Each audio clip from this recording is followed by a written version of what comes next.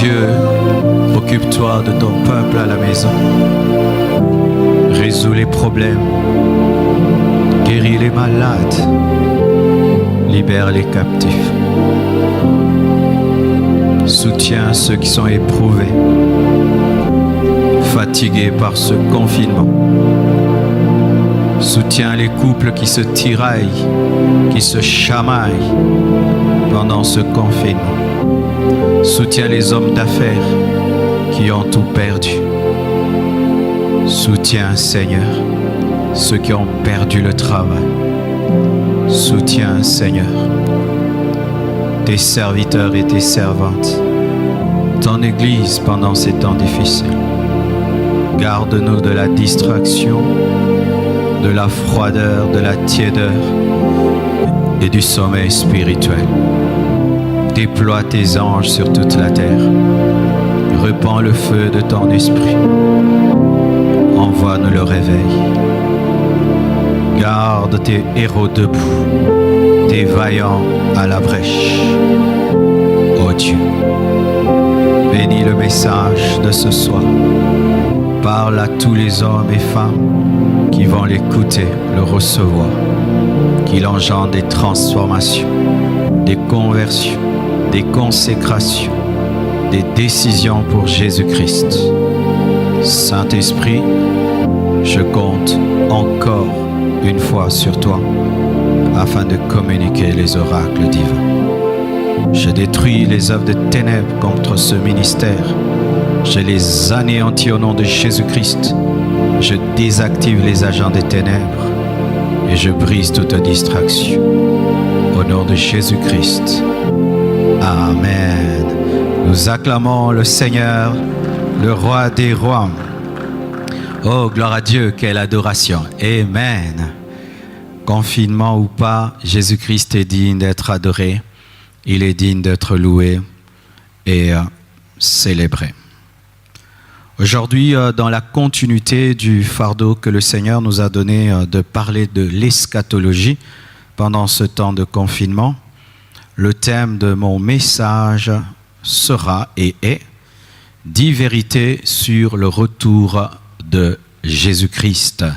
10 vérités sur le retour de Jésus-Christ ou 10 vérités sur l'enlèvement de l'Église, car au sujet du retour de Jésus-Christ, il y a le premier retour qui est l'enlèvement et le deuxième retour qui est l'avènement pour le règne. Jésus reviendra comme époux dans le secret pour prendre l'Église et il viendra de la deuxième manière sur toute la terre, on le verra et là il viendra comme le roi. Donc dans ces 10 vérités sur le retour de Jésus-Christ, je suis dans ce qu'on appelle la parousie, l'enlèvement. Et je parlerai un jour de ce qu'on appelle l'épiphanie, c'est lorsqu'il revient comme roi. Je tiens tout d'abord à saluer tous les fidèles de l'Église Compassion que j'ai vus il y a très très longtemps dans vos maisons. Que Dieu vous bénisse et j'espère que vous suivez ces lives. Et je salue tous les frères et sœurs qui nous suivent sur Facebook, sur YouTube, Instagram et Twitter. Nous avons fait des statistiques et nous sommes rendus compte que beaucoup nous suivent en France, aux États-Unis, en Haïti, Côte d'Ivoire, Kinshasa, Lubumbashi, Brazzaville, Belgique, Canada. Vraiment, nous sommes encouragés par vos prières, encouragés par vos lettres, par vos mails, encouragés. Vous ne pouvez savoir, lorsque nous savons que ce que nous faisons bénit quelqu'un, transforme quelqu'un, nous sommes vraiment encouragés. Et n'oubliez pas de prier beaucoup pour nous. Merci également pour toutes vos contributions qui arrivent. Et Dieu fait grâce en dépit du confinement. Nous sommes en train de construire. Je crois que lorsque nous sortirons de ce confinement, la construction aura beaucoup avancé. Merci à tous ceux qui ont contribué pour la banque alimentaire. Beaucoup de gens ont été bénis au travers de cela. Soyez bénis. 10 vérités sur le retour de Jésus-Christ. Mon passage de base, c'est 1 Thessaloniciens 4, versets 15 à 17. La Bible dit « Voici en effet ce que nous vous déclarons, d'après la parole du Seigneur, nous les vivants. Restez pour l'avènement du Seigneur, nous ne dévancerons pas ceux qui sont morts. Car le Seigneur lui-même a un signal donné, à la voix d'un archange et au son de la trompette de Dieu, descendra du ciel, et les morts en Christ ressusciteront premièrement. Ensuite, nous les vivants, qui seront restés, nous serons tous ensemble enlevés avec eux sur des nuées à la rencontre du Seigneur dans les airs, et ainsi nous serons toujours avec le Seigneur. Nous acclamons la parole. Alléluia. Avant d'entrer dans le vif du sujet, j'aimerais introduire quelque chose, car sans cela, tu ne pourras pas comprendre cette parole, tu ne pourras pas croire. La première chose que j'aimerais te dire avant de te dire ces 10 vérités, c'est que rien n'est impossible à Dieu. Amen. Tout est possible à Dieu. Dieu peut tout.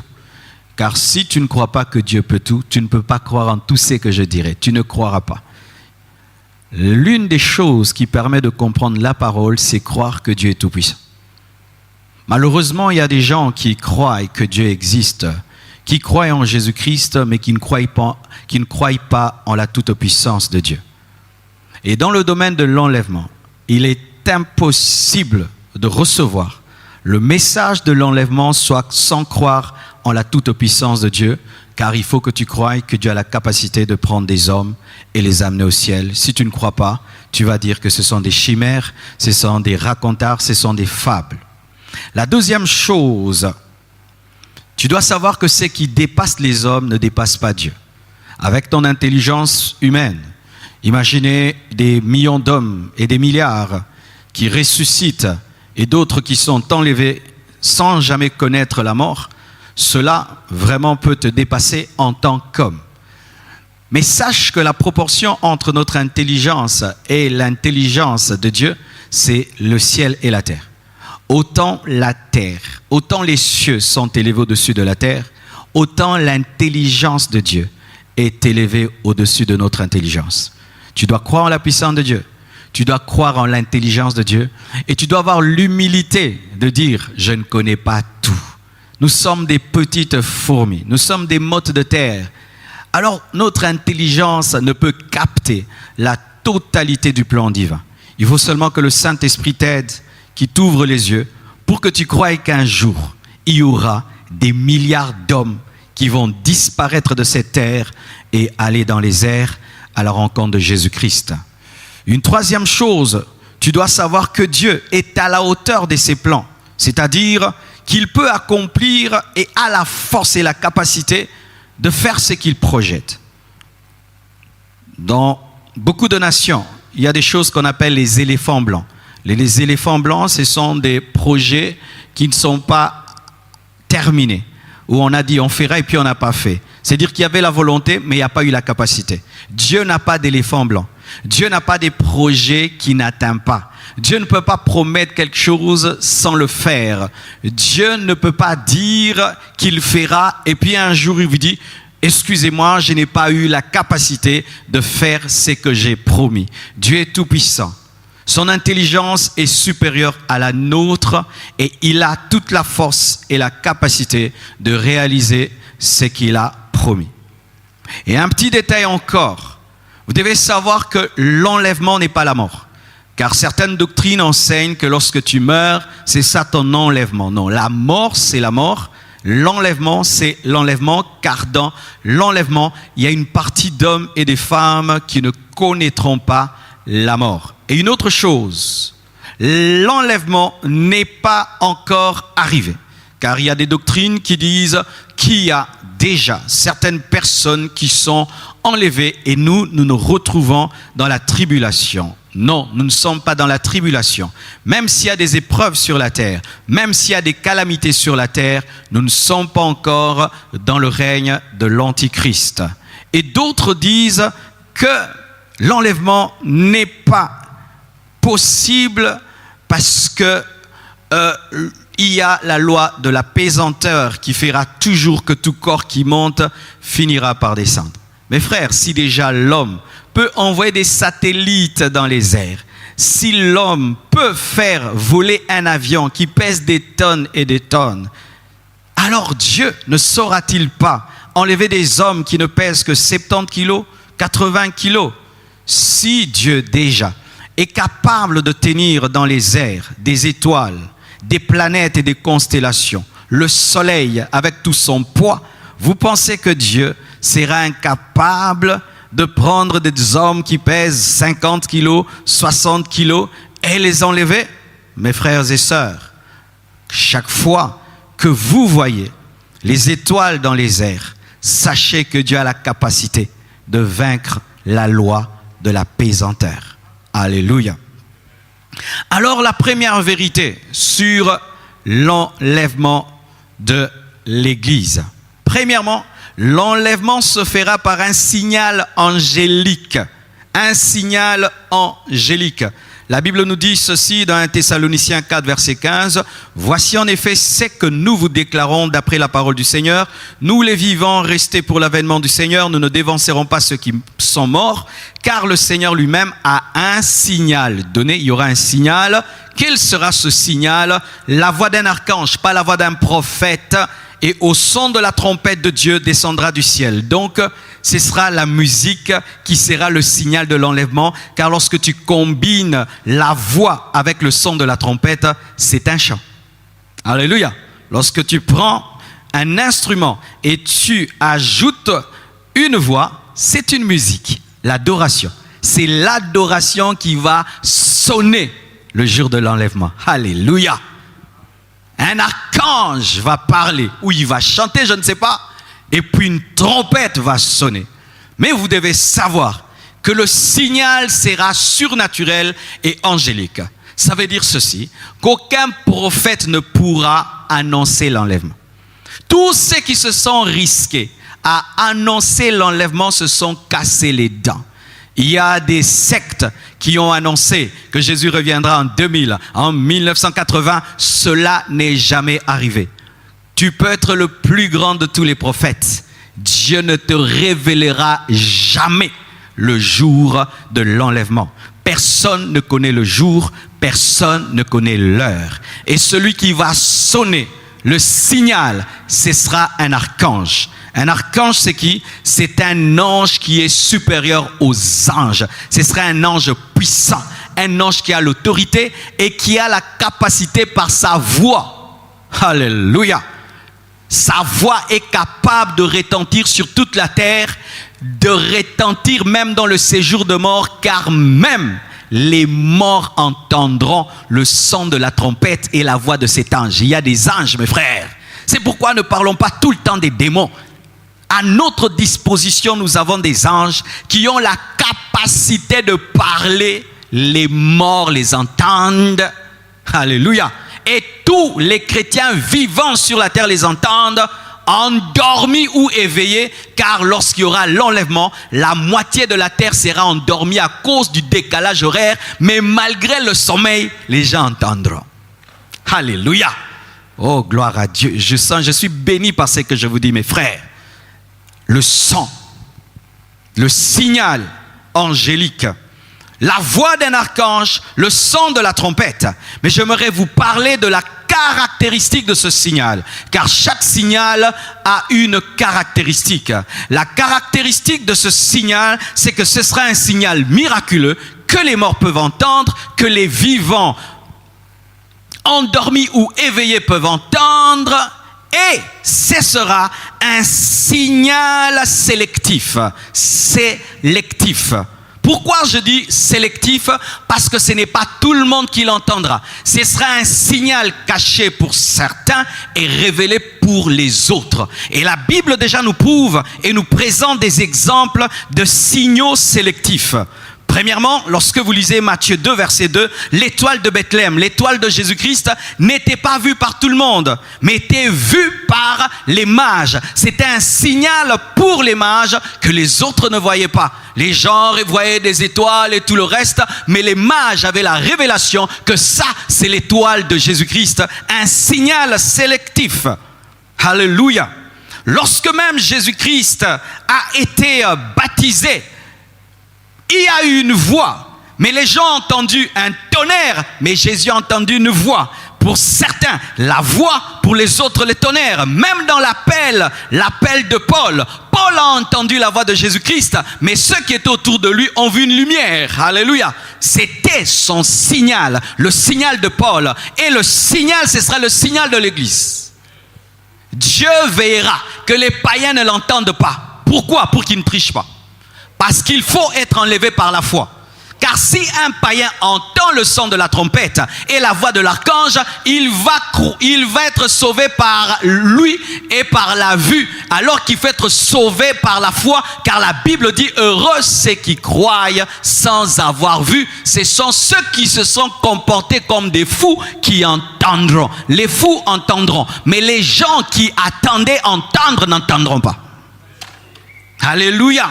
Un signal sélectif. Et Dieu a toute la capacité de coder le signal. Si déjà les hommes peuvent coder un signal, je peux avoir un Wi-Fi ici et j'ai le code. Tu ouvres ton téléphone, tu vas entrer dans le Wi-Fi, tu n'entres pas. Si nous les hommes, nous codons les signaux, nous codons nos téléphones, vous pensez que Dieu ne peut pas coder le signal? Mon frère, si tu n'as pas entendu la voix de Jésus-Christ dans l'évangile, tu n'entendras pas la voix de l'archange. Si tu n'as pas entendu la voix de Jésus-Christ lorsque les prédicateurs prêchaient, tu n'entendras pas sa voix. Tu n'entendras pas. Ce sera un signal sélectif, comme l'étoile de David, comme la révélation de Paul, sélectif et miraculeux. Alléluia. Deuxièmement, premièrement, retenez, cela se fera au signal d'un ange, un signal angélique. Deuxièmement, l'enlèvement ou le retour de Jésus-Christ se fera dans les airs, Jésus-Christ, lorsqu'il est venu comme un agneau, il est venu sur la terre. Il a marché sur cette terre pendant 33 ans. Ça, c'était mourir. Lorsque tu viens comme un agneau, tu dois venir dans l'humilité. Et lorsqu'il est né dans une étable afin de révéler qu'il était un agneau. Là, c'est la phase de l'humilité, de la simplicité. Comme un homme, lorsqu'il veut épouser une femme, il s'humilie, même si tu es roi, tu es prince. Quand tu veux épouser une femme, tu dois être humble. Et Jésus-Christ était venu pour donner la dot de sa vie. Il s'est humilié, il a marché sur cette terre, il avait eu un corps avec du sang, on l'a tué, il a versé son sang. Et là, il a engendré l'Église, il a doté l'Église. Mais pour la seconde fois, lorsque Jésus-Christ reviendra pour prendre l'Église, il ne mettra pas ses pieds sur cette terre. Il remettra ses pieds sur cette terre lorsqu'il reviendra comme un roi, lorsqu'il va mettre ses pieds sur le mont des Oliviers qui va se diviser en deux. Mais pour l'enlèvement, Jésus ne mettra pas ses pieds sur cette terre. De la même manière que Rebecca a quitté sa patrie pour aller auprès d'Isaac, l'Église doit quitter la terre pour aller dans les airs. L'enlèvement se passera dans les airs. Alléluia. Vous voyez le film de Superman où il reste dans les airs. Ah, ça, c'est la fiction. Nous vivrons la réalité. Alléluia. Dans les airs. Et il y a un verset clair qui le dit. Un verset clair qui le dit que cela va se passer dans les airs. Toujours dans Thessaloniciens 4. La Bible dit ceci, verset 17. 1 Thessaloniciens 4, verset 17. Ensuite, nous les vivants qui serons restés, nous serons tous ensemble enlevés avec eux sur les nuées à la rencontre du Seigneur dans les airs. Lui va rester dans les airs comme un aimant, et de la même manière qu'un aimant attire le fer, il va nous attirer vers lui. Et tout ce qui est bois va rester, tout ce qui est plastique va rester. Les chrétiens charnels vont rester, les païens vont rester, et seuls ceux qui ont la nature de l'aimant vont monter. Alléluia. Dans les airs. Ça va se passer dans les airs, pas sur la terre. Pourquoi ça va se passer dans les airs et pas sur la terre? C'est parce que déjà, nous sommes dans le ciel. Car nous sommes assis avec Jésus-Christ dans les lieux célestes. Donc, nous devons aller là où nous sommes déjà. Si tu n'es pas déjà au ciel, tu n'iras pas au ciel.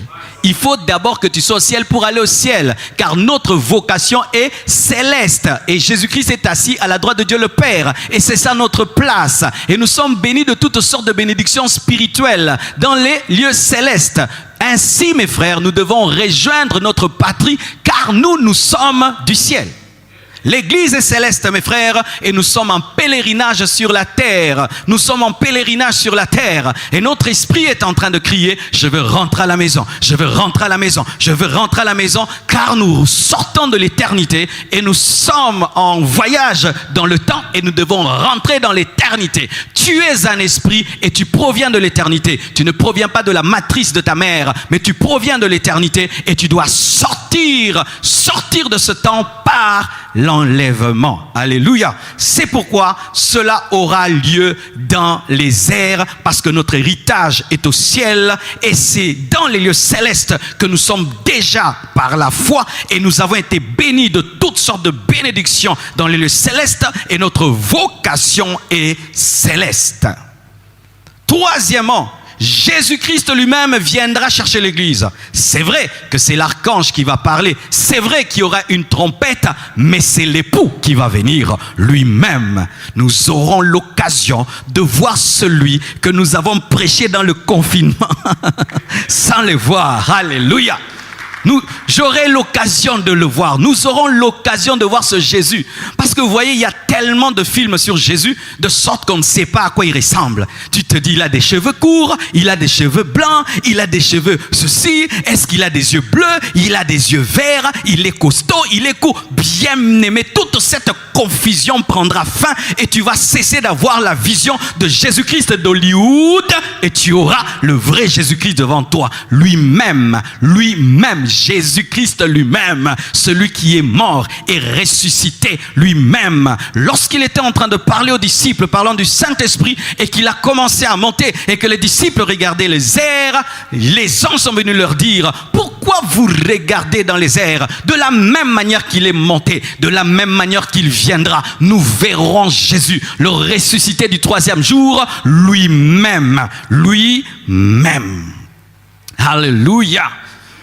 Pas un autre. Je ne veux pas qu'un ange vienne. Je veux que Jésus-Christ lui-même vienne parce que l'ange ne m'a pas sauvé. Je ne veux pas Michael, je ne veux pas Gabriel. Lui-même va se donner la peine de venir. Alléluia.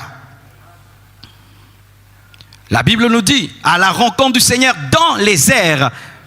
Et Éphésiens 1, verset 3 nous dit, béni soit Dieu le Père de notre Seigneur Jésus-Christ qui nous a bénis de toutes sortes de bénédictions spirituelles dans les lieux célestes. Et bien aimés frères et sœurs, la Bible nous dit que dans 1 Thessaloniciens 4, verset 16, car le Seigneur lui-même, pas quelqu'un d'autre, le Seigneur lui-même, l'Église appartient à Jésus. Cher homme de Dieu, nous sommes des pasteurs, nous dirigeons des églises, mais l'Église n'est pas à nous. L'Église n'est pas à nous. Alléluia. Le propriétaire de l'église viendra enlever son église. Et il n'y aura pas un pasteur qui viendra recevoir l'église avec Jésus, c'est lui-même. C'est pourquoi, cher homme de Dieu, pendant que nous avons la grâce de paître les brebis du Seigneur, nous devons toujours savoir que ce ne sont pas nos brebis. Ce ne sont pas les brebis. Nous sommes des petits pasteurs. Lui est le grand pasteur. C'est lui l'époux. C'est lui l'époux. Et jamais nous devrons prendre la place de Jésus-Christ dans les cœurs des fidèles. Jamais nous devons prendre la place de Jésus-Christ dans leur cœur. Parce que c'est la femme de quelqu'un. L'église, c'est la femme d'un roi, c'est la femme d'un seigneur. Et alors, cher homme de Dieu, si l'église tombe amoureuse de toi, homme de Dieu, tu es en danger, car si la femme d'un roi t'aime, eh ben tu vas finir en prison. C'est pourquoi nous devons toujours rappeler à l'église, nous sommes des serviteurs, nous ne sommes rien, nous ne sommes que des enseignants, nous ne sommes que des oins de Dieu. Nous devons présenter l'époux, toujours présenter l'époux, car c'est lui qui viendra, c'est lui qui viendra. Alléluia. Une autre chose, je crois, c'est quatrièmement, le retour de Jésus-Christ se fera d'une manière inattendue et soudaine. Inattendue et soudaine. Marc 13, versets 35 à 37, la Bible dit, veillez donc, car vous ne savez pas quand viendra le maître de la maison, ou le soir, ou au milieu de la nuit, ou au chant du coq, ou le matin. Craignez qu'il ne vous trouve endormi à son arrivée soudaine. C'est que je vous dis, je le dis à tous, veillez. Qui dit ça? Jésus-Christ lui-même. Mes frères, se compare à un voleur alors que le vol est une mauvaise chose. Le voleur est un homme mauvais. Mais pour ce qui s'agit de son retour pour l'enlèvement, Jésus se compare à un voleur. Quand le voleur doit venir, il ne te prévient pas. Il ne te dit pas samedi, prépare-toi, je viendrai voler. Il ne te dit pas prépare-toi midi. Il ne te dit pas prépare-toi le soir. Il ne te dit pas prépare-toi le matin. Ainsi, les personnes qui sont conscientes qu'il y a un voleur, qu'est-ce que ces personnes font? Elles veillent sur leur maison tout le temps. Il y a des gardiens le matin, à midi, le soir. Et des fois même, tu peux leur dire, mais pourquoi tu payes tous ces gardiens alors que même tu fais 1 année, 2 ans sans connaître de vol? Non, c'est un homme prudent parce que ça arrive soudainement. L'arrivée de Jésus-Christ sera soudaine, mes frères. Il ne va pas nous prévenir. Nous ne saurons pas. Tu iras dormir et tu te réveilles au ciel. Alléluia. Tu iras aussi dormir, tu te retrouves dans la tribulation. Est-ce que vous comprenez ça? Il y a des gens, ils dormiront. Ils se réveilleront dans la tribulation. Comme je vous l'ai dit, le jour de l'enlèvement, la moitié de la terre sera endormie à cause du décalage horaire. Donc il y a des hommes qui dormiront, qui rêveront et se réveilleront sans leur femme à côté, sans leurs enfants à côté, sans leur mari à côté, et se retrouveront dans la tribulation. Tu imagines ça? Vous êtes dans une maison de 10 personnes. Vous avez regardé le film ensemble et vous êtes dit bonne nuit. Demain, nous allons continuer l'autre épisode. Et tu vas dormir et tu te réveilles. Il n'y a qu'un coussin à côté de toi. Il y a une maison vide et tu es resté. Mes frères et sœurs, ce sera inattendu. C'est pourquoi nous devons veiller. Vivre tous les jours comme si c'était le dernier jour. N'aie jamais dormir dans le péché. N'aie jamais demeurer dans le péché. N'aie jamais garder un péché en soi. Car tu ne connais pas le jour et tu ne connais pas l'heure. Tu ne connais pas. Tu ne connais pas. Ce sera soudain. Ce sera inattendu, ce sera brusque. Le terme grec utilisé pour l'enlèvement, c'est un terme qui est semblable à arracher. C'est prendre brusquement. C'est ça le terme grec pour enlever. Prendre brusquement, arracher. C'est ce qui va arriver. Il va arracher les chrétiens de ce monde. Il va les prendre brusquement, soudainement. Il n'y aura pas de protocole. Il n'y aura pas de s'il vous plaît. Il n'y aura pas de préparez-vous. Ce sera brusque. Ce sera soudain. Ainsi, toute personne qui est dans la distraction ratera l'enlèvement. Chrétien distrait, toi qui oublies des fois que Jésus-Christ reviendra, toi qui oublies des fois la spiritualité, toi qui oublies des fois ta communion avec Jésus-Christ, toi qui oublies des fois ta communion avec le Saint-Esprit, tu rateras à coup sûr l'enlèvement. Je ne suis pas un prophète de malheur, mais c'est ce que la parole de Dieu nous dit. Il viendra soudainement, de manière inattendue. Ce sera une merveilleuse surprise pour les enlevés, mais ce sera une désagréable surprise pour les personnes qui resteront. Ce qui donnera la joie à certains, donnera la tristesse à d'autres. Il viendra comme un voleur dans la nuit. Alléluia. Et le verset qui dit qu'il paraîtra comme un éclair et tout œil le verra, ce verset n'est pas le verset pour l'enlèvement. Ça, c'est le verset pour son retour comme roi. Le jour qu'il viendra pour enlever l'église, ce n'est pas tout œil qui le verra. Il viendra de manière secrète, caché comme un voleur. Mais la parole qui dit dans Matthieu 24, verset 27, qu'il viendra comme un éclair et tout le monde le verra, ça, ce sera sa venue pour régner sur la terre et pour juger l'Antéchrist. Il viendra à l'heure où on s'attend le moins. Luc 12, verset 40, si la sentinelle connaissait quand est-ce que le voleur viendrait, elle ne laisserait pas percer la maison. Ce sera un temps où les gens ne s'y attendent pas. Et la Bible fait une comparaison avec les hommes du temps de Noé.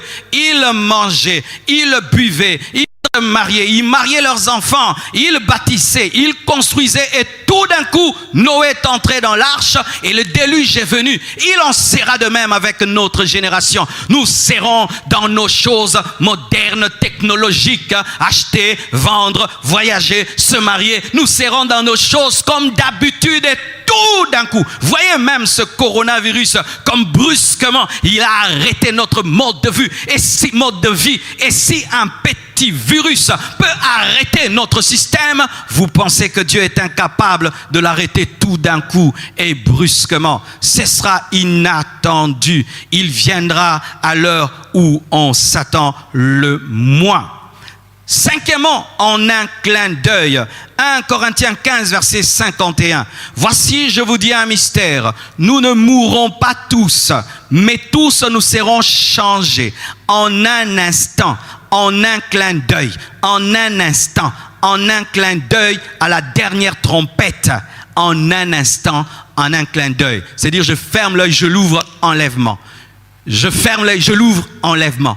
Il n'y a pas le temps de confesser. Il n'y a pas le temps de se repentir. Il n'y a pas le temps de demander pardon. Il n'y a pas le temps de s'arranger. Tu ne peux pas demander pardon en un clin d'œil. Tu ne peux pas te repentir en un clin d'œil. Tu ne peux pas recevoir Jésus en un clin d'œil. Tu ne peux pas mettre ta vie en ordre en un clin d'œil. Pour se mettre en ordre, on a besoin du temps. On a besoin des moments profonds.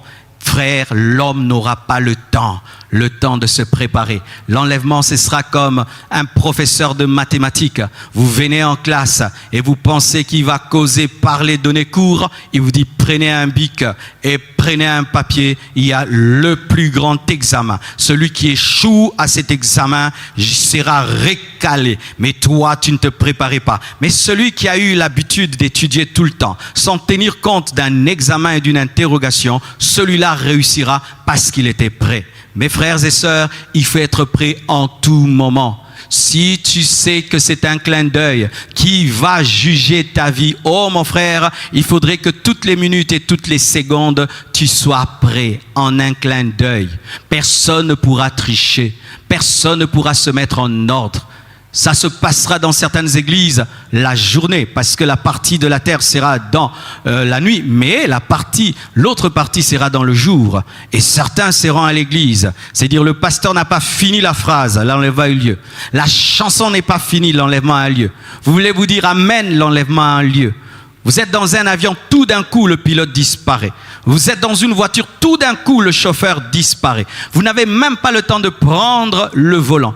Mes frères, ce sera terrible. Ce sera terrible pour ceux qui resteront. Ce sera terrible. Mes frères, vous pouvez imaginer comme vous voulez, mais tu ne peux pas atteindre le niveau des calamités qui vont tomber sur la terre rien que par la disparition des enfants de Dieu. En un clin d'œil.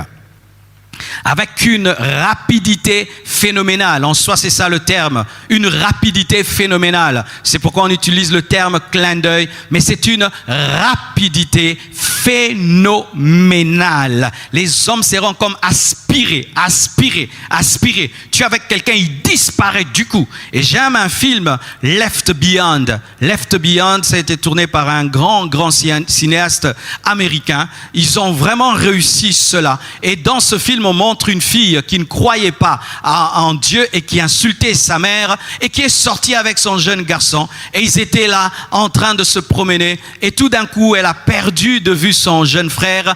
Et quand elle l'a retrouvé, elle a serré son petit frère dans ses bras. Tout d'un coup, il a disparu. Elle a gardé les vêtements de son frère avec elle. Oui, moi je crois que le jour de l'enlèvement, même les vêtements resteront. Car si la chair et les sangs n'entreront pas, je ne pense pas que le coton entrera. Il y aura déjà des robes nouvelles dans la garde-robe de Dieu. C'est qui fait, mes frères, que le jour de l'enlèvement, on retrouvera où les gens étaient enlevés par leurs vêtements. Là où le vêtement est resté, c'est là où la personne partira. Oh, tu t'imagines, tu te réveilles, tu vois la robe de chambre de ta femme à côté de toi, elle est partie. Tu te réveilles, le pyjama de ton mari est resté. Tu te réveilles, tu vas dans la chambre de tes enfants, leurs pyjamas sont restés. C'est terrible. Tu vas chercher qu'est-ce qui est arrivé. Ce sera terrible, mes frères, terrible, en un clin d'œil.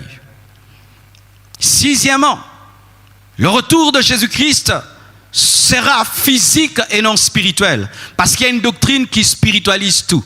Lorsqu'on parle de la séparation de la mer Rouge en deux, il dit c'était spirituel. Ils aiment spiritualiser toutes choses. Alors que dans la parole, il y a une dimension spirituelle et une dimension physique. Il y a des choses qui sont écrites dans la parole qui sont réellement physiques et qui n'ont pas un sens spirituel. Il n'y a pas toujours un sens spirituel dans les écrits de la parole. Il y a des choses qui se sont passées physiquement. Quand on dit que Jésus-Christ a mangé le pain, c'était vraiment le pain. Quand il a marché sur l'eau, c'était vraiment l'eau. Ce n'était pas l'eau spirituelle, c'était vraiment l'eau. Amen. Et la Bible nous dit dans 1 Corinthiens 15, verset 51, « Voici, je vous dis un mystère. Nous ne mourrons pas tous, mais tous nous serons changés. En un instant, en un clin d'œil, à la dernière trompette, la trompette sonnera et les morts ressusciteront. Physique, on ressuscite pas en esprit, incorruptible. Et nous serons changés physiquement. Verset 53. Car il faut que ce corps physique corruptible revête l'incorruptibilité et que ce corps mortel revête l'immortalité. Ce sera physique, ce ne sera pas spirituel. Alléluia. Pourquoi? Parce que vous devez savoir ceci. Lorsque Jésus-Christ est venu pour nous sauver, notre salut est total de manière légale, mais dans le vécu, il n'est pas total, vous devez savoir. Pourquoi? Parce que l'homme est tripartite. L'homme a un esprit, l'homme a une âme et l'homme a un corps. Lorsque Jésus-Christ est venu nous sauver en tant qu'agneau, il a sauvé l'esprit et l'âme, mais le corps n'est pas sauvé. Vous savez que nos corps ne sont pas encore sauvés. Pourquoi? Parce que malgré que tu es chrétien, tu as des rides. Vous voyez, quand j'étais jeune, j'avais pas de rides. Maintenant, je commence à avoir des rides. Je commence à avoir des cheveux blancs et la barbe blanche. Pourquoi? C'est le signe de la mort. Nous tombons malades. Il y a des chrétiens qui sont tombés malades du coronavirus, mais ils sont chrétiens. Leurs esprits sont sauvés, leurs âmes sont régénérées, mais le corps, lui, il est corruptible, il peut mourir. Tu peux être chrétien, mais sache que tu peux mourir. Alors que dans le plan de Dieu, dans le salut, il n'y a pas que le salut de l'âme. Il n'y a pas que le salut de l'esprit. Il y a aussi le salut du corps. Parce qu'il y a une promesse, c'est que nous devons avoir le même corps que Jésus et le corps des anges. Parce que ce n'est pas normal que l'épouse puisse avoir un corps inférieur au serviteur. Il n'est pas normal que les anges puissent avoir un corps plus glorieux que l'épouse. Nous devons avoir un corps plus glorieux que les anges. Donc tant que nous sommes sauvés dans notre âme, dans notre esprit, et que notre corps n'est pas sauvé, nous ne sommes pas dans la totalité du salut. Et quand est-ce que il y aura la totale victoire de l'Église? C'est lorsque les morts en Christ ressusciteront et vont revêtir l'incorruptibilité et les vivants seront transformés. Pourquoi transformés? Parce que ce corps doit entrer également dans son salut. Oui, le corps a besoin d'entrer dans son salut. Parce qu'un corps qui peut tomber malade ne peut rester au ciel. Un corps qui peut vieillir ne peut rester au ciel. Un corps qui est corruptible ne peut rester au ciel. Étant donné que le ciel est éternel, il faut un corps qui peut demeurer dans l'éternité. Alléluia. C'est pourquoi ce sera physique, ce ne sera pas spirituel. Et c'est parmi les plus grandes promesses données au corps. Alléluia. Alléluia. Et vous savez qu'au ciel, il n'y aura pas de vieillard. Tout le monde sera jeune. Vous savez ça parce que déjà Dieu est jeune et Jésus est jeune. Les gens pensent que ce sont des vieillards qui dirigent le monde. Non, ce sont les jeunes qui dirigent le monde. Dieu est jeune car il est écrit dans la parole, en lui, il n'y a point d'ombre de variation ni de changement. Et quelqu'un qui a point de variation, de changement, il est jeune. C'est un jeune qui dirige le monde. Alléluia. C'est un jeune. Et vous savez, étant donné que le diable aime toujours imiter Jésus-Christ, je suis sûr que l'antichrist aussi sera jeune. Oui, l'imitation, toujours. Il ne sera pas un vieux, ce sera un jeune seulement pour se comparer à Jésus. C'était une parenthèse, mais je voulais vous dire que cela se sera physique et non spirituel. Mais la dimension spirituelle, c'est que nous allons retrouver Jésus-Christ. La dimension spirituelle, c'est que nous serons éternels, mais sachez que le corps va vivre un miracle. Nous aurons le corps que Jésus-Christ avait quand il est ressuscité. Car si la tête ressuscite, le corps ressuscite. Et si la tête entre dans la promesse, le corps également d'entrer dans la promesse. Et nous deviendrons comme la tête. Car si la tête est glorieuse, le corps n'est pas glorieux, c'est une difformité. Alléluia. Tel il est, tel nous sommes et nous serons. Alléluia. Encore une autre chose, c'est que le retour de Jésus-Christ sera individuel. Individuel. Ça, c'est vraiment, je vous dis, très important. Parce que de plus en plus, nous les hommes, nous avons un esprit de groupe, communion fraternelle, notre église, notre pasteur. Il y a des gens, tu dis, es-tu chrétien? Il dit, non, mon pasteur, c'est Marcelo. Es-tu chrétien? Ah, je prie à la compassion. Vous voyez de telles choses. Es-tu chrétien? Ah, vraiment, je prie dans un groupe de prière. Terrible, terrible. La Bible dit ceci. Dans Luc 17, versets 34 à 36, la Bible dit, je vous le dis, en cette nuit-là, de deux personnes qui seront dans un même lit, l'une sera prise et l'autre laissée, individuelle. De deux femmes qui moudront ensemble, groupe, l'une sera prise et l'autre laissée. Les groupes seront dissolus. De deux hommes qui seront dans un champ, l'un sera pris et l'autre laissé. Mes frères et sœurs, comme le disons toujours que le salut est personnel et individuel, cela est vrai. Et la preuve déjà de ce salut individuel, c'est notre vie dans le corps. Personne ne respire avec les poumons de l'autre. Personne ne fonctionne avec le cœur de l'autre. Personne ne fonctionne avec les reins de l'autre. Nous sommes des frères, mariés et tout, mais le cœur de ma femme, c'est son cœur. Mon cœur, c'est mon cœur, même si c'est ma femme. Mes poumons sont mes poumons. Ses poumons sont ses poumons, même si c'est ma femme. Mes enfants, leurs yeux sont leurs yeux. Et mes yeux sont mes yeux, même si ce sont mes enfants. Alors le problème souvent, c'est que lorsque tu fréquentes une personne qui vit dans la sainteté, tu penses que sa sainteté est tienne. Archi faux. Un mort peut fréquenter les vivants, il ne sera pas vivant. Un cadavre parmi les vivants demeure un cadavre. Un païen parmi les chrétiens demeure un païen. Même si le païen a épousé un chrétien. Même si le païen est le fils d'un chrétien, car un chrétien peut engendrer un païen. Même si tu travailles avec un chrétien, et vous priez avant même de travailler, travaillant à la meule, travaillant au champ. Donc lorsqu'ils ont travaillé au champ et à la meule, le chrétien a prié, et peut-être le païen aussi est entré dans sa prière pour l'entreprise. Et peut-être que les deux personnes qui ont dormi dans un même lit ont prié avant de dormir. Mais l'un a été pris, l'autre a été laissé. Les amis seront séparés. Les familles seront séparées. Les collaborateurs seront séparés. Les partenaires seront séparés. Ce jour-là, mes frères, deux personnes marcheront ensemble et seront séparées. Des parents tiendront les enfants dans les mains et seront séparés. Deux amoureux se serreront dans les bras et seront séparés. Deux personnes seront en train de dealer, faire une affaire et seront séparés. Et imaginez, j'aime toujours imaginer ces gens qui font cette compétition où il y a 100 personnes en bas, et puis 50, et puis 30, et puis 20, et puis 10, et puis 5, et puis une personne en haut. Ça fait comme une pyramide, c'est très très beau, les Chinois font ça très bien. Imaginez que parmi ce groupe-là, certains sont partis. Il y aura des catastrophes comme pas possible. Je vous assure, ce sera grave, individuel. C'est pourquoi dans ta vie, n'abandonne jamais Jésus-Christ pour quelqu'un d'autre. N'abandonne jamais Jésus-Christ pour un groupe. N'abandonne jamais Jésus-Christ pour faire plaisir aux gens. N'abandonne pas Jésus-Christ parce qu'un homme de Dieu a commis un scandale. N'abandonne jamais Jésus-Christ parce que quelqu'un est rentré dans le monde. N'abandonne jamais Jésus-Christ pour quelqu'un. N'abandonne jamais Jésus-Christ pour un groupe où on te dit la condition pour être avec nous, tu dois pécher.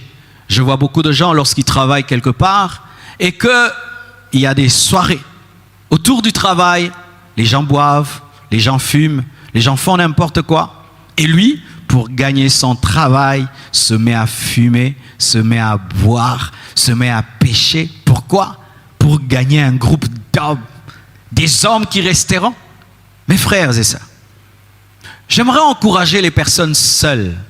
J'aimerais encourager les personnes seules qui sont rejetées de tous à cause de leur sanctification.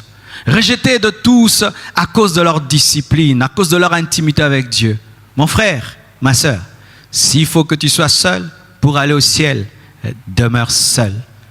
Demeure seul que d'être dans un groupe qui va te faire rater l'enlèvement. C'est pourquoi ne vous fondez jamais sur la spiritualité de quelqu'un. Ne dites pas que vous êtes en communion avec Dieu parce que vous fréquentez quelqu'un qui le craint. Tu peux être assis à côté d'un homme qui est parfumé, mais ce n'est pas ton parfum. Mais tu peux en bénéficier. Ça va changer l'atmosphère autour de toi. Mais lorsqu'il partira, tu te rendras compte que ça n'a jamais été ton parfum. Alléluia. Mes frères et sœurs, Jésus-Christ ne tiendra pas compte de l'intimité. Jésus-Christ ne tiendra pas compte des amitiés. Il ne tiendra pas compte des projets. Car la Bible nous dit, seront dans un champ. Il y a des projets qui s'arrêteront à cause de l'enlèvement. Tu es engagé par un patron. Demain, tu dois commencer le travail et il est enlevé. Jésus n'a que faire de cela. Il n'a que faire de ton mariage. Il n'a rien à faire de ton projet. Le retour de Jésus-Christ est plus important que ton projet. Il est plus important que tes affaires. Il est plus important que ce contrat-là. Plus important car il y a des champs qui seront délaissés, des meules qui seront délaissées. Huitièmement, le retour de Jésus-Christ sera accompagné de plusieurs disparitions. Comme je l'ai dit dans Luc 17, versets 34 à 36. Et pour la moitié de la terre, le retour de Jésus-Christ se passera la nuit. De même, mes frères, qu'on a cherché Élie après son enlèvement, on cherchera les chrétiens. Oh, j'ai aimé ce verset quand je l'ai trouvé. Vous savez qu'Élie a été cherché après l'enlèvement? Ah oui? Des gens sont allés le chercher. Parce qu'ils ont cru quoi?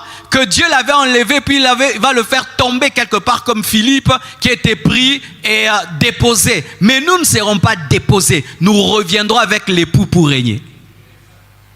Vous savez que le jour de l'enlèvement, les gens vont croire qu'il y a eu des kidnappings, des disparitions, parce que dans certains coins, il n'y a que 2 chrétiens. Et vous imaginez, 2 personnes disparaissent la nuit. Vous allez croire qu'on les a kidnappés. Et ils vont engager la police et tout. Jusqu'à ce que les chrétiens et les prédicateurs qui sont restés vont expliquer l'eschatologie. Vous savez, ceux qui vont expliquer au monde ce qui est arrivé seront les chrétiens. Quand le monde va commencer à crier, il y a eu des extraterrestres, il y a eu ceci, il y a eu des kidnappings, il y a eu ceci, les chrétiens vont dire non, allez lire.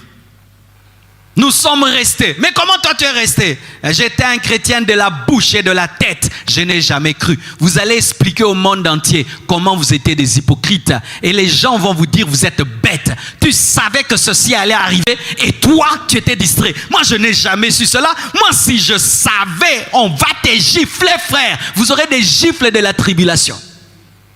Vous aurez des gifles. Dieu va vous gifler au travers des païens. Ils vont vous gifler. Ils vont vous dire vous êtes bêtes de bêtes et de bêtes. Quelqu'un qui sait qu'il y a l'enlèvement et il rate l'enlèvement, il est bête. Hein? Il est très bête. Et regardez même, pourquoi certains vont rater l'enlèvement? Pour des petits plaisirs de cette terre? Pour l'argent? Pour le plaisir des hommes et des femmes? Pour la gloire? Pourquoi tu peux rater un si grand événement? Ce sera accompagné de plusieurs disparitions. La Bible le dit dans 2 Rois 2, versets 16 à 17. Il dira à Élisée, voici, il y a parmi tes serviteurs 50 hommes vaillants, la police. Veux-tu qu'ils aillent chercher ton maître? Peut-être que l'Esprit de l'Éternel l'a emporté et l'a jeté sur quelque montagne ou dans quelque vallée. Il répondit, ne les envoyez pas. Mais ils le pressèrent longtemps et il dit, envoyez-les. Ils envoyèrent les 50 hommes qui cherchèrent Élie pendant 3 jours et ne le trouvèrent point. Les gens vont chercher leurs enfants. D'autres, on va leur dire, ton enfant est parti, ils ne croiront pas. Des gens vont pleurer leur mari, pleurer leur femme. On va dire, tu vois ce qu'ils te disaient tous les jours, là c'est arrivé. Ils ne croiront pas, ils chercheront, ils attendront. Peut-être qu'il va revenir aujourd'hui.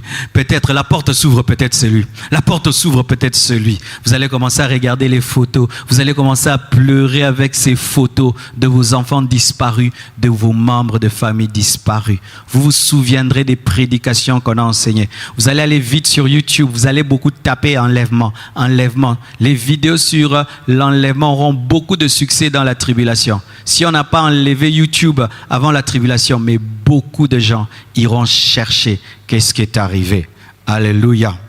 Alors, 9e, le retour de Jésus-Christ se fera en 2 temps ou en deux parties pour deux catégories de personnes, en deux temps. La Bible dit dans 1 Corinthiens 15, verset 51, « Voici, je vous dis un mystère, nous ne mourrons pas tous, mais tous nous serons changés. En un instant, en un clin d'œil, à la dernière trompette, la trompette sonnera et les morts ressusciteront incorruptibles et nous ne serons changés.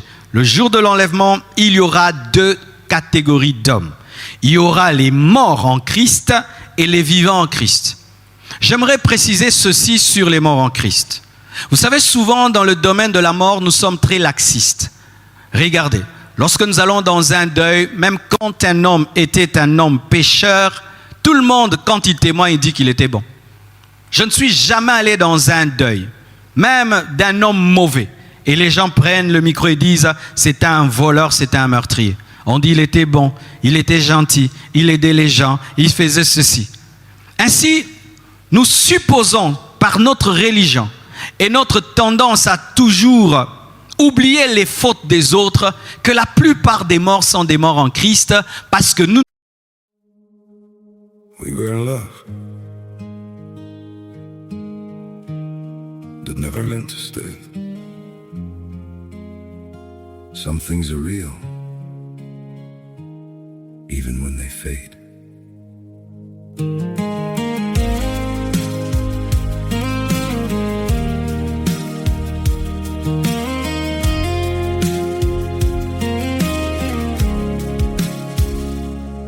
I used to think if we kept holding on, we could bend the truth somehow.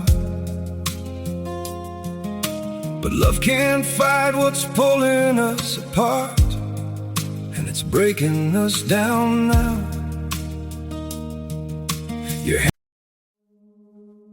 We were in love that never meant to stay. Some things are real, even when they fade.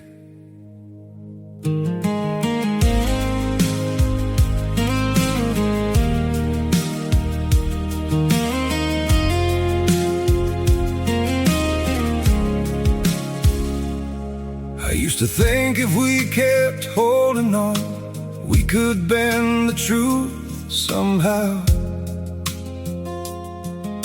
But love can't fight what's pulling us apart, and it's breaking us down now.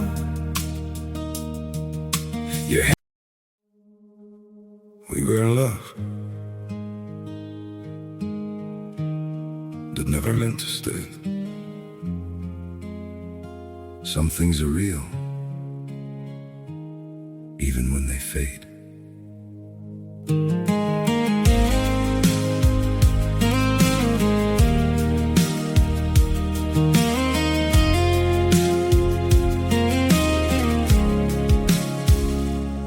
I used to think if we kept holding on, we could bend the truth somehow. But love can't fight what's pulling us apart. Nous l'avons dit. L'eau bénite sur ton corps ne fait pas de toi un chrétien. La prière du prêtre le jour de ta mort ne fait pas de toi un chrétien. Toutes les prédications et les chansons qui entourent un mort ne fait pas de ce mort un chrétien. Un mort en Christ, c'est qui? C'est celui qui est mort dans la foi en Jésus-Christ et dans la sainteté. Si tu es mort dans le péché, tu ne seras pas enlevé. Même si tu te disais chrétien. Si tu es mort sans être prêt, tu ne seras pas enlevé. Car certains sont morts par accident. Ils n'ont même pas eu le temps de réaliser. Certains sont morts dans des crashs. Ils n'ont pas eu le temps de réaliser. Ce qui veut dire ceci. Même si nous disons Jésus reviendra, et puis tu te dis je peux encore vivre, tel signe n'est pas encore accompli. Pour ma part, tout est accompli. Mais si toi tu es dans les signes, fais attention. Ta mort aussi déterminera ton enlèvement. Je répète, ta mort déterminera ton enlèvement, car les morts d'abord ressusciteront, et les morts dans la sainteté, les morts dans la foi, les morts dans la persévérance. Quelqu'un qui a vécu toute sa vie et abandonne avant la conversion, plutôt avant la mort, cet homme-là n'entrera pas. Les morts en Christ, et puis les vivants seront transformés. Ce qui veut dire ceci, qu'il y a des hommes qui ne mourront jamais. Il y a des hommes qui ne connaîtront jamais la mort. Et nous avons déjà des exemples dans la parole. Des hommes qui n'ont jamais connu la mort. Comme Enoch, comme Élie, qui n'ont jamais connu la mort. Et si Élie n'a jamais connu la mort, si Enoch n'a jamais connu la mort, il y a des chrétiens, une partie de l'Église ne connaîtra jamais la mort. Il y a des hommes qui ne mourront jamais. Jamais. Alléluia. Et j'aimerais être parmi ces hommes-là. Des hommes qui n'ont jamais connu la mort. Alléluia. J'aimerais terminer. 10e. L'enlèvement se fera par la puissance du Saint-Esprit. Car mes frères et sœurs, la Bible dit, dans Ephésiens 1, versets 16 à 23, « Je ne cesse de rendre pour vous, faisant mention de vous dans mes prières, afin que le Dieu de notre Seigneur Jésus-Christ, le Père de gloire, vous donne un esprit de sagesse et de révélation dans sa connaissance et qu'il illumine les yeux de votre cœur pour que vous sachiez quelle est l'espérance qui s'attache à son appel, quelle est la richesse de la gloire de son héritage qui réserve aux saints et quelle est envers nous qui croyons l'infinie grandeur de sa puissance se manifestant avec efficacité par la vertu de sa force.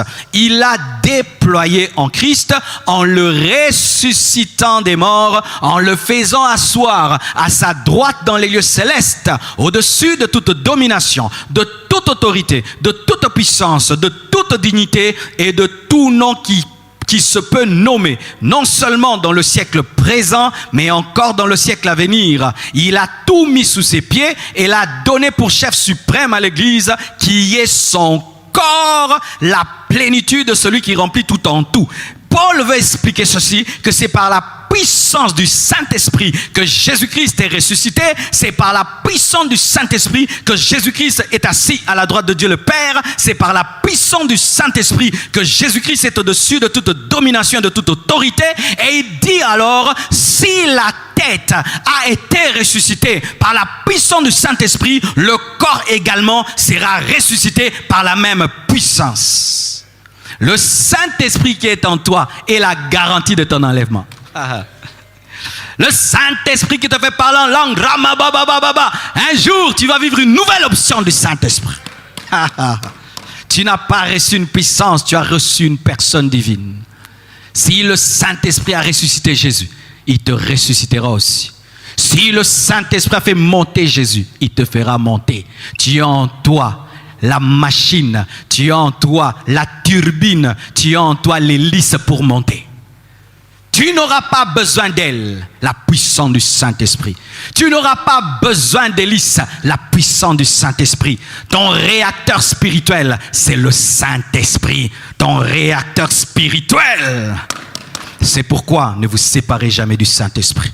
C'est pourquoi n'attristez jamais le Saint-Esprit. C'est pourquoi ne perdez jamais votre communion avec le Saint-Esprit.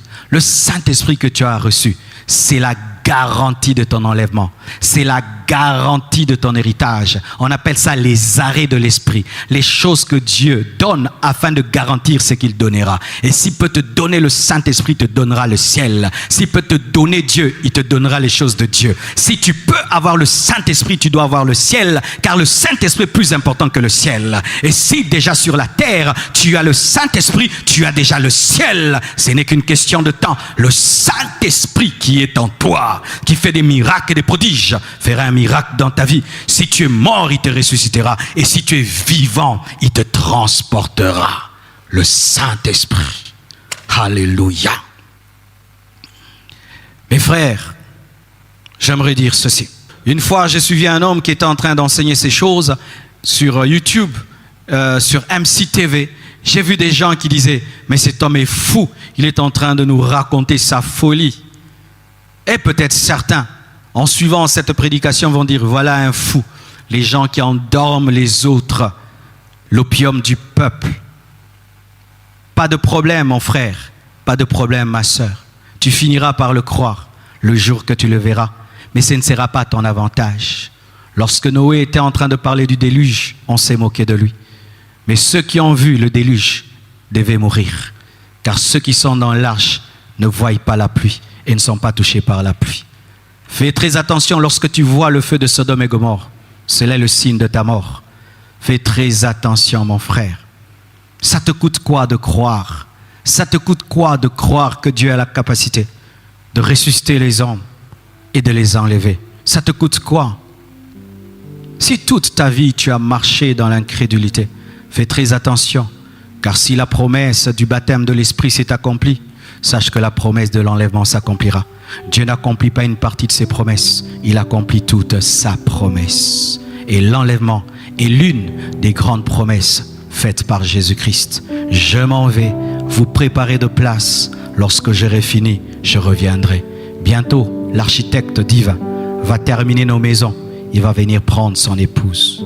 C'est pourquoi j'aimerais parler tout d'abord aux inconvertis, aux personnes qui n'ont jamais reçu Jésus-Christ dans leur vie. Jamais une seule fois. Tu as fait une rencontre avec Christ et tu as pris la décision de naître de nouveau, de croire en Jésus-Christ et te détourner de ta vie passée. Prends une décision alors que tu as encore le souffle de vie, alors que tu es encore vivant. Et j'aimerais parler aux chrétiens qui sont rentrés dans le monde. Et en cette période de confinement, beaucoup sont rentrés dans le monde, rentrés dans le péché. Reviens. Le Père t'attend depuis que tu es parti. Il est en train de scruter l'horizon, attendant ton retour, et il te pardonnera. Tant qu'il y a la vie, il y a l'espérance. Jésus peut te pardonner encore. Et j'aimerais parler à ceux qui commencent à douter au sujet de l'enlèvement. Tellement qu'on en a parlé. C'est devenu comme une vieille chanson. Faites très attention. Jésus-Christ reviendra pour ceux qui l'attendent. Car un époux n'entre pas dans la couche d'une femme frigide. L'Église doit crier viens avec le Saint-Esprit pour que Jésus-Christ revienne. Tu dois continuer à désirer en permanence le retour de Jésus-Christ, car il reviendra pour ceux qui l'attendent. J'aimerais parler aux hommes de Dieu. Il y a toujours le message du temps. Il y a toujours le message du moment. Et le message de ce temps, c'est parler du retour de Jésus-Christ. Même les gens qui ne croient pas en la spiritualité, au christianisme, se posent des questions. Je vois même des scientifiques athées qui sont en train de parler de la fin du monde. Je vois des hommes remplis de rationalisme qui sont en train d'annoncer la fin du monde. La fin du monde est annoncée même par les sectes. La fin du monde a été même annoncée par les Aztèques. Les Incas ont annoncé la fin du monde. Si des religions fausses peuvent annoncer la fin de ce monde, comment quelqu'un qui a la Bible, qui a la parole, peut douter en la fin du monde? Les scientifiques, les écologistes sont en train de prédire la fin du monde. Ils sont en train de dire que l'homme va détruire la Terre, le réchauffement de la planète. Une comète va tomber sur nous. Les païens sont en train de les dire. Les scientifiques païens parlent de la fin du monde. Mais sachez qu'avant que l'homme détruise la terre par sa négligence et son égoïsme, Dieu détruira. Mais avant de détruire, il enlèvera son église. Tu as le temps, tu peux prendre une décision. Que Dieu vous bénisse abondamment. Prions le Seigneur. J'irai là-bas parmi les anges, près d'Emmanuel, me consoler,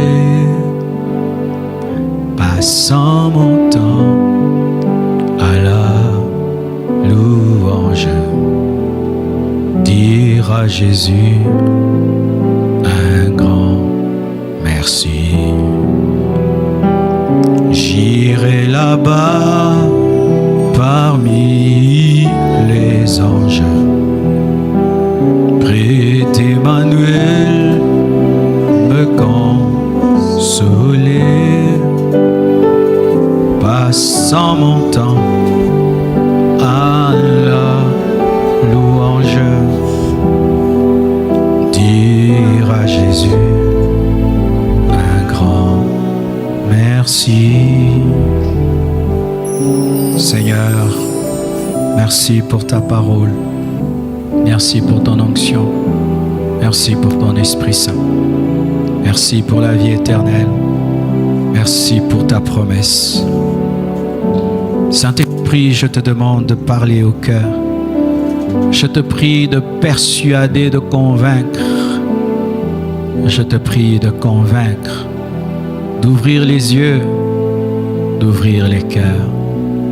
Je demande des conversions. Je demande des transformations. Je demande des repentances. Je demande, Seigneur Dieu, que tu fortifies ceux qui sont debout, que tu relèves ceux qui sont tombés, que tu sauves ceux qui sont perdus. Toi qui suis ce message et tu veux donner ta vie à Jésus, n'hésite pas de le faire.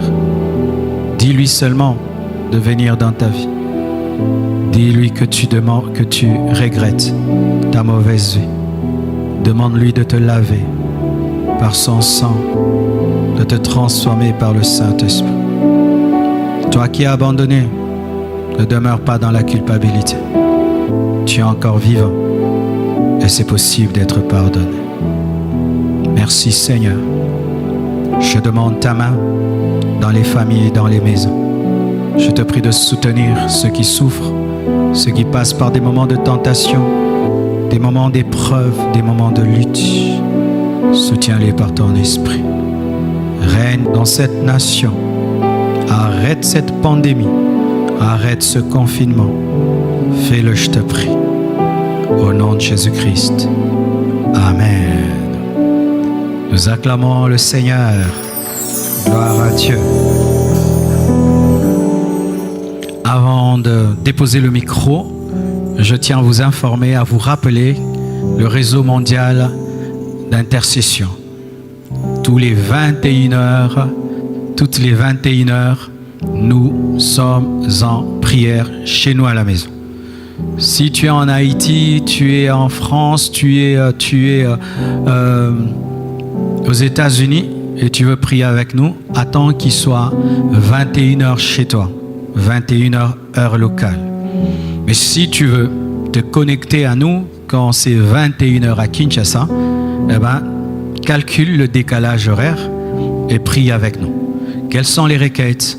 Nous prions pour le réveil de l'Église, nous prions pour les hommes de Dieu, nous prions pour nos nations, nous prions contre le Covid-19, nous prions contre les puissants de ténèbres qui opèrent pendant ces temps. Nous adorons le Seigneur, nous le louons. Et comment? Il n'y a pas un culte en ligne autour de la prière de 21h. Tu le fais seul avec Jésus-Christ. Mais tu peux le faire en famille si vous êtes nombreux dans la maison étant chrétiens. N'arrêtons pas de soutenir la banque alimentaire. Nous continuons à nous préparer. D'ici là, nous irons en prison, visiter les prisonniers et leur apporter de la nourriture. Et pour tous ceux qui veulent soutenir ce travail d'évangélisation, nous avons un orphelinat à construire, nous avons un temple à construire, nous avons tellement de projets. Envoyez vos dons et vos contributions. Toutes les coordonnées vous seront présentées sur le tableau. Notre prochain live, ce sera le vendredi de 18h à 19h et ce sera l'émission Compassion Actu. Vous avez déjà vu la première émission, il y aura la seconde. C'est pendant cette émission que nous allons commencer à vous parler de ce que nous faisons et nous parlerons de la banque alimentaire afin que vous compreniez comment nous fonctionnons. Le secrétariat, pour tous les fidèles de l'Église Compassion qui nous suivent, est ouvert tous les jours, du lundi au dimanche. Du lundi au samedi, c'est de 9h à 16h. Et le dimanche, c'est de 10h à 14h. Soyez bénis. Merci beaucoup.